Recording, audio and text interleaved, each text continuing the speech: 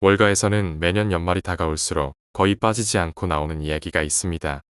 올해는 미국 대형주 시세가 많이 올라 비싸졌으니 내년에는 저렴한 유럽 주식과 미국 소형주의 투자 기회가 있다는 이야기입니다.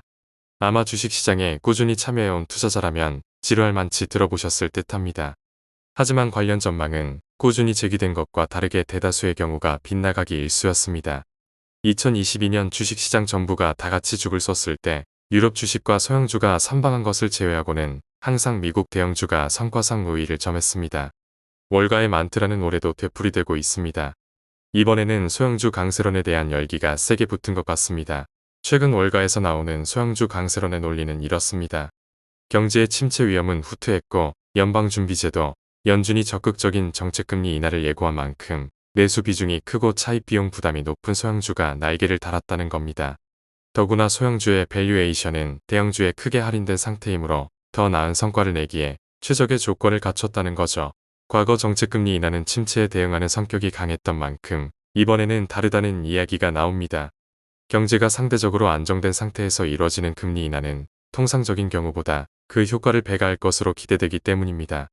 투자자들의 위험자산 선호도를 높이기에 제격이라 소형주 시세가 탄력을 받기에 좋죠. 과연 월가의 주문은 이번에 실현될까요? 소형주 강세로는 장기 통계를 볼 때 설득력이 있습니다. 예로 1989년 9월 19일부터 올해 9월 19일까지 35년 동안 미국 소형주 주가지수 S&P 600의 총수익률은 2034%인 반면 대형주 주가지수인 S&P 500은 1536%입니다. 연평균으로 따졌을 때 현재까지 35년 동안 소형주는 매년 9%의 수익률을, 대형주는 8%의 수익률을 올린 것으로 나타났습니다. 확실히 소형주가 우위에 있습니다. 하지만 최근 10년을 기준으로 보면 이야기가 다릅니다. 올해 9월 19일까지 10년 동안 S&P 600의 총수익률은 100%인 반면 S&P 500은 183%로 파악됐습니다. 연평균으로 보면 S&P 600은 7%인데 S&P 500은 11%로 조사됐습니다. 소형주가 확실히 열위에 있죠. 5년으로 봐도 총수익률이나 연평균 모두 소형주의 열위 구도에는 변함이 없습니다. 왜 근래 들어서 양자의 성과가 역전된 걸까요? 이유는 간단합니다. 경제에서 부가가치를 창출하는 주도 주체가 대기업으로 바뀌었기 때문입니다. 경제 구조가 노동집약적이고 물리적 자본이 중점이 되는 산업 기반 경제에서 지식 기반의 경제로 넘어가면서 연구개발에 더 많은 자금을 투자할 수 있는 대기업이 우위에 서게 됐습니다. 대기업들은 국제화 추세를 활용한 시장 확대, 장기간의 저금리를 이용한 왕성한 인수합병 활동을 통해 시장 지배력을 더욱 키워갔죠. 여기에 최근 수십 년 애플이나 아마존, 구글과 같은 빅테크 업체가 혁신 및 고도화된 기술력을 통해 수익성이 높은 상품과 서비스를 판매하면서 대형주 주가지수의 성과를 크게 끌어올렸습니다. 주식시장에서는 ETF 등 패시브 펀드가 인기를 얻으면서 자연스레 몸집이 커진 대형주로 투자금이 더 이동했습니다. 내수 중심의, 그리고 노동집약적이고도 물리적 자원이 많이 투입되는 소형주의 인기는 자연스레 줄 수밖에 없었습니다. 그렇다면 소형주가 이번에는 최근의 추세를 거스르고 우위에 설 수 있을까요? 결론부터 말씀드리면 소형주의 열위 추세가 당장 역전될 가능성은 낮아 보입니다. 대형주 우위 구도가 워낙 구조적이기 때문입니다. 정책금리 인하와 안정적인 경제 성장률이라는 것이 경제적인 여건은 분명 훈풍이지만 딱히 그 온기가 소형주에만 집중된다고 볼 수 없습니다. 어떻게 보면 대형주, 그 중에서도 막대한 설비 투자의 필요성으로 대규모 자금 조달이 필요한 빅테크에 더욱 유리한 방향일 수 있겠습니다. 소형주 강세론을 뒷받침하는 근거 중에는 정책금리 인하가 소형주의 이자 비용 부담을 낮춰 수익성을 개선할 것이라는 이야기가 있습니다. 하지만 금리 인하의 혜택은 미미할 것으로 보입니다. 직전까지 연준이 고금리 정책을 운용한 시기에도 소형주의 이자 부담에는 큰 변화가 없었고 부담하는 이자율 자체도 상승폭이 소폭에 그쳤기 때문입니다. 이자 부담 경감에 따른 수익성 개선은 제한적일 것이라는 얘기죠. 통계 하나를 볼까요? 케임브리지 어소시에이츠에 따르면 2023년 말 기준 S&P 600을 구성하는 비금융기업의 영업이익 대비 부채 비율은 2.4배로 2019년 말과 동일했습니다.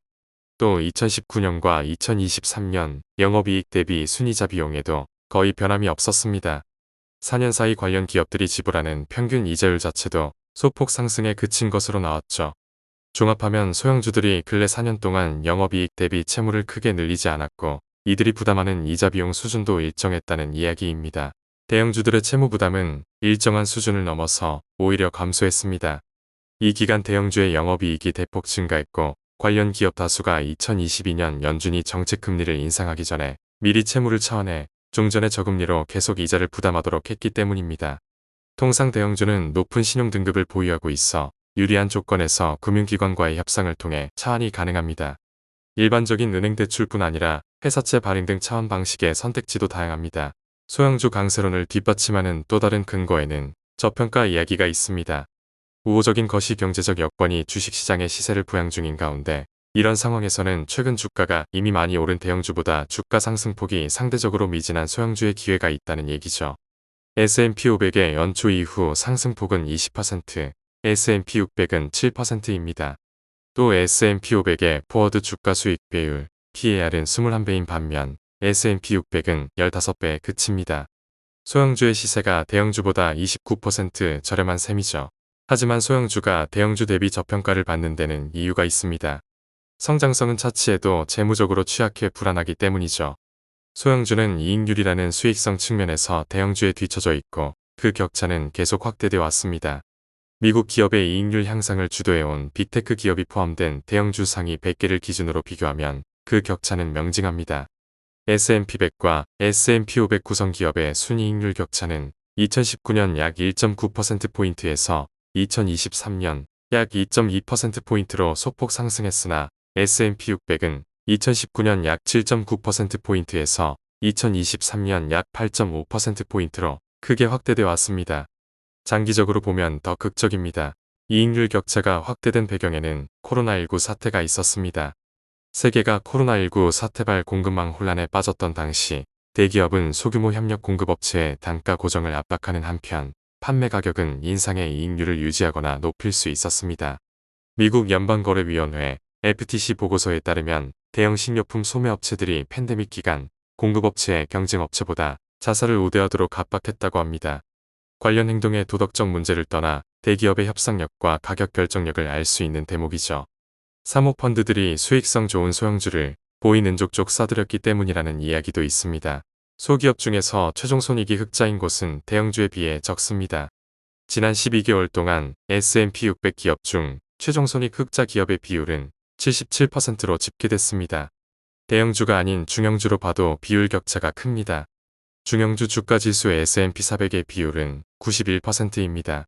적자 기업이 비교적 많다는 것 자체가 투자를 제고할 이유가 되지는 않지만 그만큼 재무 상태의 취약성을 보여준다는 점에서 주가 프리미엄이 대형주 대비 낮은 이유가 이해가 됩니다. 워런 버핏의 격언 중에는 훌륭한 기업을 적정한 가격에 사는 것이 평범한 기업을 훌륭한 가격에 사는 것보다 훨씬 낫다라는 말이 있습니다. 단순히 저평가된 주식을 찾는 것보다는 이미 우량함이 증명된 대기업에 투자하는 게 더 나을 수 있다는 점을 강조한 말입니다. 물론 소형주 중에서도 우량한 기업이 존재하겠지만 관련 기업을 찾아야 하는 수고스러움을 고려하면 이미 실력이 증명된 대형주에 대한 투자가 번거로움 대비 기대 수익률 측면에서 더 나을 수도 있겠습니다.